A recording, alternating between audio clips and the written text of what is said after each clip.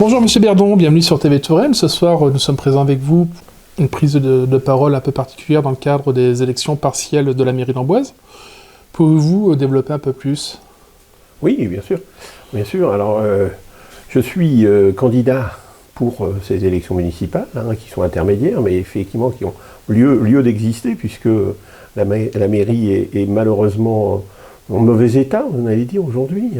L'équipe, beaucoup de conseillers municipaux ont démissionné, que ce soit de la majorité ou de toute l'opposition. Donc effectivement, il y a besoin de faire ces élections municipales. Et aujourd'hui, pourquoi j'ai décidé de faire une liste? Lorsque l'on croise beaucoup d'Amboisiens, ça m'est encore arrivé récemment, encore aujourd'hui même, beaucoup nous disent, écoutez, sincèrement, s'il n'y a pas une troisième liste, on ne va pas se déplacer, on ne va pas aller voter. Pourquoi? Parce que l'on ne veut pas voter ni pour M. Boutard, ni pour M. Ravier. Donc, voilà, en équipe, on s'est dit, ça fait un petit moment qu'on turbule et qu'on s'est dit, il y a une place là, il y a quelque chose à faire, il ne faut pas laisser ces gens-là sans pouvoir exprimer leur désir citoyen, leurs idées citoyennes. Donc, faisons en sorte qu'ils viennent voter. Voilà. C'est vraiment ce constat de base.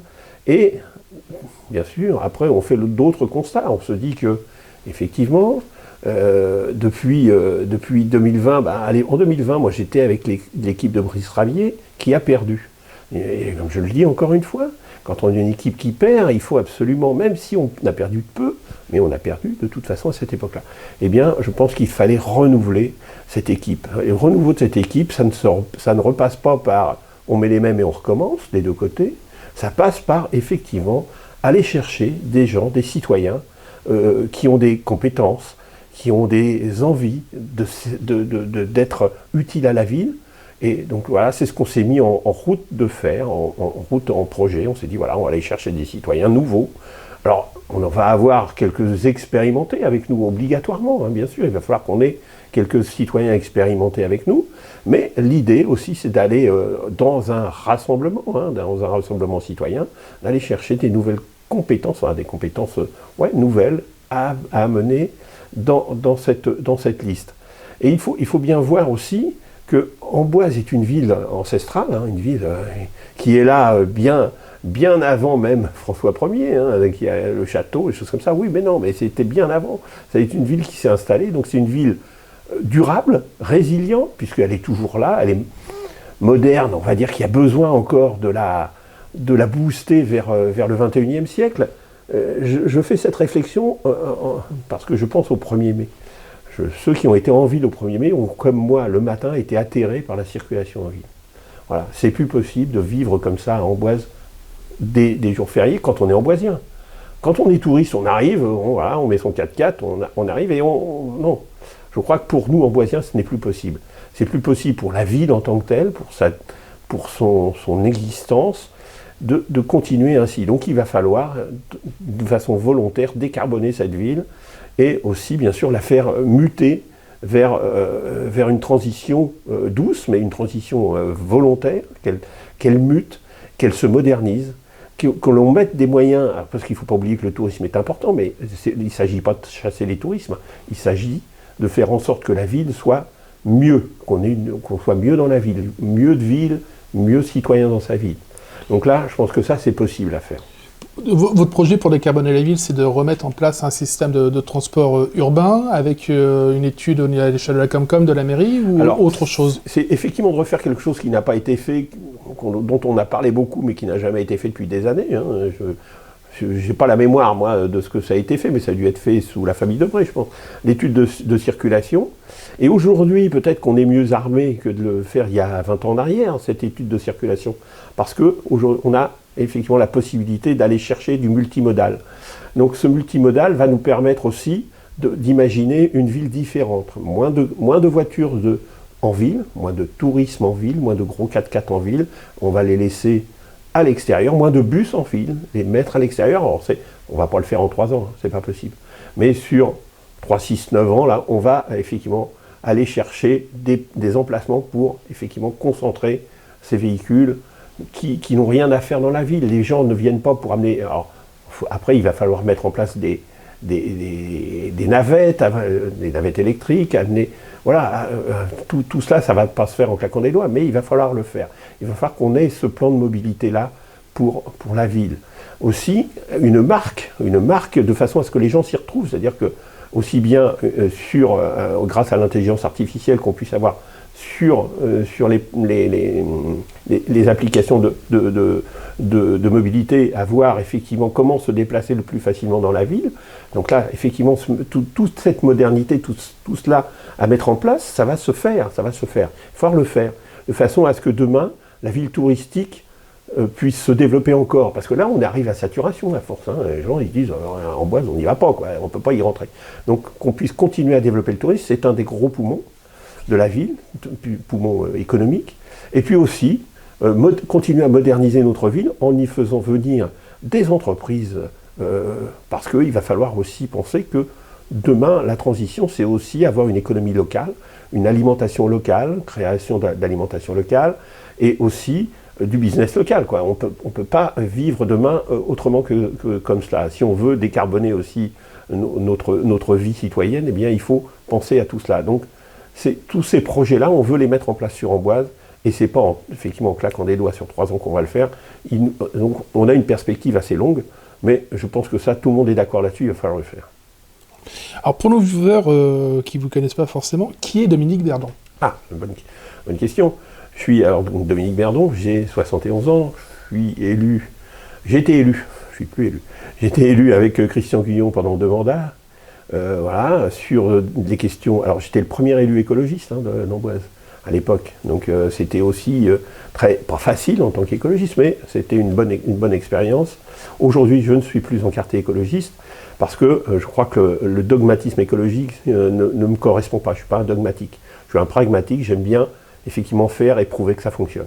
Ça, c'est un peu mon credo. J'aime bien faire, montrer que ça fonctionne et amener les gens effectivement à adopter des comportements différents.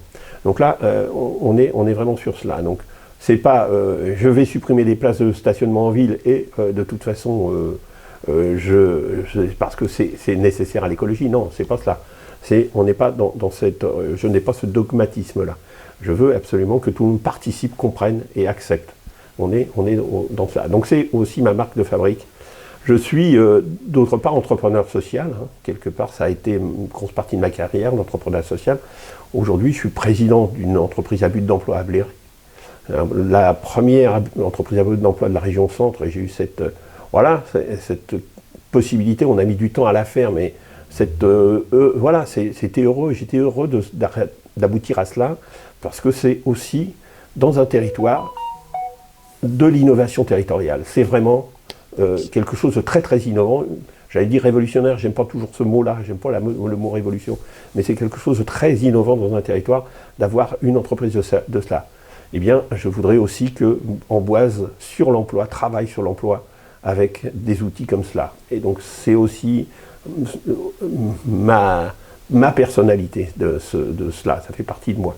J'ai besoin de cela, j'ai besoin aussi de m'occuper des précaires, donc des plus précaires, des gens qui sont dans des difficultés. C'est aussi ma marque, c'est aussi ma personnalité. Voilà, pour me connaître mieux, c'est vraiment cela. C'est ces grandes lignes-là qui m'animent. Et donc l'innovation, c'est aussi un mot, qu'elle soit sociale, économique, écologique, toutes ces innovations-là. Aujourd'hui, on vit dans un monde qui bouge énormément vite. Il ne faut pas se laisser dépasser, il faut y aller. Il faut aller de l'avant. Hein, moi, je veux une équipe qui aille de l'avant, pas une équipe qui soit contrainte. Non. Je me souviens avoir voulu mettre en place une cuisine centrale à Amboise, et on me dit, ben non, on ne peut pas le faire. Alors qu'en réalité, bien sûr, ça peut se faire. Mais voilà. C'est l'immobilisme. Vous nous évoquez le terme d'équipe, on a pu lire dans les lignes de notre confrère La Nouvelle République, vous allez avoir un colistier, Jean-François Bourdin. Qui est cette personne pour nos viewers? Alors Jean-François, c'est un entrepreneur local, hein. Il est propriétaire d'un hôtel-restaurant sur Amboise, mais pas que. C'est-à-dire que lui, c'est un entrepreneur dans l'âme. C'est quelqu'un qui est très intéressant sur ce côté-là. J'aime bien mélanger les genres. Moi, je suis un entrepreneur social et lui, c'est un entrepreneur tout court, tel qu'on a l'habitude de les voir. Et je pense qu'il me fait progresser et je le fais progresser. Voilà. Et c'est ça qui est intéressant. C'est comment tirer la charrue avec deux, deux bonnes bêtes, quoi. Deux bonnes bêtes qui ont envie de tirer ensemble aussi. Hein. Voilà, on n'a pas, il n'est pas arrêté dans ses positions d'entrepreneur, et moi je ne suis pas arrêté dans mes positions. Voilà, on travaille ensemble et chacun avance ensemble. C'est ça l'important. Sur le peu que vous êtes en train de nous dire, c'est que votre liste que vous êtes en train de constituer, c'est une liste de personnes qui vont être unies et qui sont là pour progresser, faire progresser la ville ensemble. C'est une exigence que j'ai, oui. C'est une exigence. C'est-à-dire qu'aujourd'hui, comme je le disais encore tout à l'heure, j'aurais pu avoir 2 listes. Bien sûr, ça aurait été facile, hein, vous savez, de faire tu veux venir avec moi, viens. C'était très facile. L'exigence qu'on a eue, c'est effectivement d'aller chercher des compétences. Des compétences et sans étiquettes politiques aussi. Citoyens sans étiquette politique. Chacun a le droit d'avoir une idée politique. Chacun, ok, nos problèmes là-dessus, pas de problème. Mais je ne veux pas que dans la liste, on l'affiche, on n'affiche pas. On sera une liste sans étiquette politique, je serai un maire sans étiquette, même si chacun connaît mes engagements. Ce n'est pas le problème. Mais je crois que pour qu'on ait une adhésion maximum, il faut faire cela. Quand on voit la désaffection de beaucoup de personnes pour le monde politique, qu'on peut comprendre quelque part. Hein, quand on est loin du monde politique, quelquefois, il y a des choses qui sont choquantes. Eh bien, on se dit, là, aujourd'hui, on va faire de la politique, peut-être pas différemment, mais on va la faire certainement avec beaucoup plus de vérité et de conviction. Et actuellement, pour vous, quelle est la situation de la ville d'Amboise et quels sont votre positionnement par rapport aux autres candidats ? Situation, situation économique et politique de la ville. Alors, politique, je crois que c'est ce que j'allais dire, on a besoin d'apaiser la ville, comme je disais. Il faut l'apaiser parce que la situation est très tendue, très guerrière, ça se tape dessus dans tous les coins.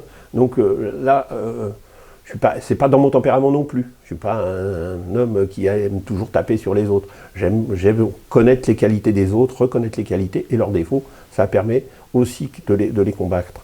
Mais donc il faut apaiser cette ville. Donc là, voilà la situation politique. La situation, j'espère que la situation économique de la ville, financière de la ville n'est pas si mauvaise que ça. Il y a une erreur qui vient d'être faite. C'est cet emprunt toxique, enfin on va le mettre des guillemets, peut-être pas toxique, mais à taux variable, on a toutes les craintes du monde. Avec les taux variables, surtout en ce moment, quand on voit effectivement, on ne sait pas où on va dans les taux d'intérêt. Je ne vois pas comment la ville peut s'endetter avec un emprunt à taux variable. Enfin voilà, donc ce sont des craintes comme ça de ce qu'on va récupérer. Deuxième crainte, c'est les services de la ville. Les Amboisiens ont besoin de services. On ne peut pas tout dire, ça fait rien, on va donner ça au privé, on va faire diminuer le côté actif de la ville et puis on va donner au privé. Mais non, c'est pas possible. Premièrement, financièrement, c'est pas possible. Et secondo, on a besoin de services de proximité, de services amboisiens. Bien, il va falloir reconstruire ça. Quand on voit que tous les directeurs de services s'en vont à droite, à gauche, il n'y a plus personne dans la ville, personne dans la mairie, il va falloir reconstruire ça, ça va prendre du temps. Je pense qu'il va falloir le faire aussi volontairement, et un des premiers boulots qu'on va faire, c'est ça, c'est reconstruire ça aussi. Donc vous voyez bien que, effectivement, les projets, on ne va pas les arrêter, hein, ceux qui sont lancés, on va essayer de les mener à bien. Encore une fois, c'est pareil, les choses lancées, on ne va pas dire, attendez, on est différent, on arrête, on perd de l'argent, c'est pas grave, c'est la ville qui paiera. Non, on n'est pas comme ça. Donc on continuera ce qui est lancé, il n'y a pas de problème, parce qu'on ne peut pas. Et puis derrière, on mettra notre patte. Hein, mais il va falloir reconstruire la ville quand même, reconstruire cette... Et quelle est la différence, selon vous, entre vous, M. Boutard et M. Ravier ? La différence ? Il y a une différence de personnalité hein, qui est complètement visible. C'est-à-dire que moi, je ne suis pas comme M. Boutard, un autocrate sur lequel je pense que moi, mon équipe sera une équipe qui travaillera avec moi, qui aura très certainement... de la liberté de travail, c'est sûr. Mes adjoints signeront leurs décisions, nos problèmes là-dessus. Ils seront des gens engagés, donc ça aussi c'est important. Et par rapport à M. Ravier, j'allais dire aussi, moi je serai un maire à temps plein. C'est ça, c'est-à-dire que je serai vraiment maire. J'aurai pas effectivement besoin voilà. Non, je serai vraiment maire. Cette différence-là sera importante. Alors, il sera maire, bien sûr. Hein, si jamais il est élu, je souhaite pour lui qu'il sera maire. Nos problèmes. Mais ce que je veux dire, c'est que je ne me reposerai pas uniquement pour être maire sur mon équipe. J'emploierai mon costume de maire complètement. Voilà, je serai un maire à temps plein. Et vous parlez de travail de vos élus. Comment vous projetez le travail de chaque élu? Chaque élu sera complètement indépendant? Il y aura des commissions de travail ensemble? Mais, oui, il y a tout, j'allais dire, le travail municipal ne changera pas. On va pas révolutionner le travail municipal. Les commissions sont importantes. Il faut faire travailler les commissions. Commission, c'est le moment du consensus, la commission. Donc il faudra que chaque élu puisse organiser ses commissions régulières. Je pense que là-dessus, et que le travail des commissions ne sera pas remis en cause. Il y aura un bureau municipal qui aussi, bien sûr, orientera le travail des élus. On va effectivement donner des priorités. Vous savez, quand on est élu, on a tous, d'un seul coup, on a tous envie d'exister, donc de faire des choses pour la ville. C'est merveilleux. Mais quelquefois, effectivement, il y aura les priorités que prendra le bureau municipal qui seront mises en avant, et chaque élu aura ses priorités et son budget et ses actions à mener. Et sur vos projets que vous avez avec votre liste, quelle sera la place des associations locales? Le monde associatif est très riche à Amboise, très très riche.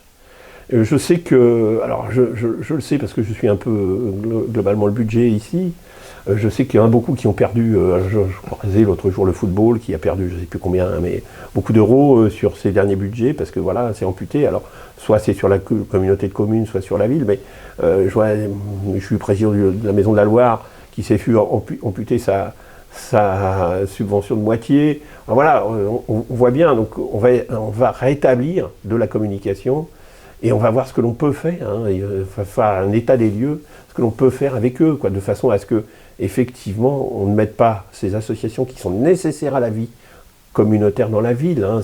Bien sûr, souvent, les associations, c'est solidarité.